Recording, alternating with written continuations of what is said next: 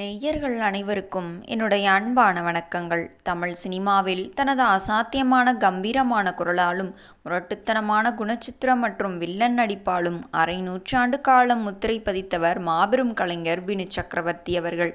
வெறும் நடிகராக மட்டுமல்லாமல் கதாசிரியர், இயக்குனர் என பன்முகத்திறமை கொண்டவர். கோபுரங்கள் சாய்வதில்லை, அண்ணாமலை, முத்து, நாட்டாமை என 1000ற்கும் மேற்பட்ட திரைப்படங்களில் நடித்து தென்னிந்திய திரையுலகை அசத்தியவர். குறிப்பாக ரஜினி, கமல் போன்ற மாபெரும் நட்சத்திரங்களின் ஆரம்பகால படங்களிலேயே தனக்கென ஒரு தனித்துவமான கெத்தை காட்டியவர் அவர்.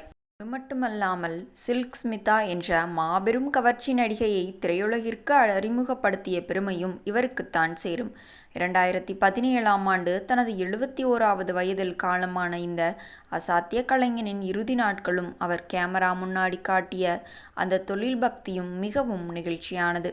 2010ஆம் ஆண்டிற்கு பிறகு வினு சக்கரவர்த்தி அவர்களுக்கு உயர் இரத்த அழுத்தம் மற்றும் நீரிழிவு நோய் காரணமாக கடுமையான உடல் நலக்குறைவு ஏற்பட்டது.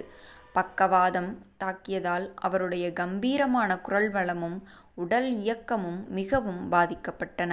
நடமாட முடியாமல் அவஸ்தைப்பட்டு கொண்டிருந்தார் மற்றும் இந்த நோயினால் வீட்டிலேயே முடங்கியிருந்தார். சினிமா பற்றிய செய்திகளையும் பழைய படங்களையும் தினமும் பார்த்து கொண்டே இருப்பார்.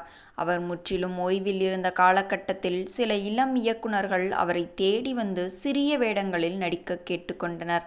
மருத்துவர்கள் அவரை வீட்டை விட்டு வெளியேற வேண்டாம் என்று எச்சரித்தாலும் கேமரா வெளிச்சத்தை பார்த்து பல நாட்கள் ஆகிவிட்டது என்று கூறி தன் பலவீனமான உடம்பையும் பொருட்படுத்தாமல் படப்பிடிப்பு தளத்திற்கு வந்தார். படப்பிடிப்பு தளத்திற்கு வந்தபோது சக்கர நாட்காலியில் அமர்ந்தபடியே தான் காட்சிகளை பங்கேற்றார். ஆனால் கேமரா ஆனாகி ஆக்ஷன் என்ற சத்தம் கேட்ட அடுத்த நொடி வினு சக்கரவர்த்தி அவரின் கண்களில் அந்த பழைய அண்ணாமலை சண்முகசுந்தரத்தின் மிரட்டலான பார்வை வந்துவிடும். தன் குரல் தழுதழுத்தாலும் ஒவ்வொரு வசனத்தையும் தெளிவாக பேசி முடிப்பார். அங்கிருந்த அனைவரும் ஆச்சரியப்பட்டு போனர்.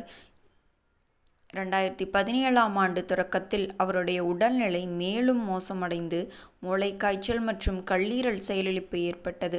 பல நாட்கள் தீவிர சிகிச்சை பிரிவில் அனுமதிக்கப்பட்டிருந்த அவர் 2017ஆம் ஆண்டு ஏப்ரல் 27ஆம் தேதி தனது 71வது வயதில் காலமானார். தன் வாழ்நாளின் இறுதி மூச்சு வரை தமிழ் சினிமாவையும் நடிப்பையும் தன் உயிராக கருதி வாழ்ந்து மறைந்த வினு சக்கரவர்த்தி அவர்களின் நினைவுகளும் அவருடைய கம்பீரமான குரலும் என்றும் தமிழ் சினிமா வரலாற்றில் அழியாது. நேர்களே, இந்த வீடியோ பிடித்திருந்தால் வீடியோவிற்கு ஒரு லைக் கொடுத்துவிட்டு நமது சேனலையும் சப்ஸ்கிரைப் செய்து கொள்ளுங்கள். உங்கள் ஆதரவுதான் எங்களின் பெரிய பலம். மேலும் நாளை இது போன்ற சுவாரஸ்யமான சினிமா ரகசியத்துடன் உங்களை சந்திக்கிறேன். நன்றி, வணக்கம்.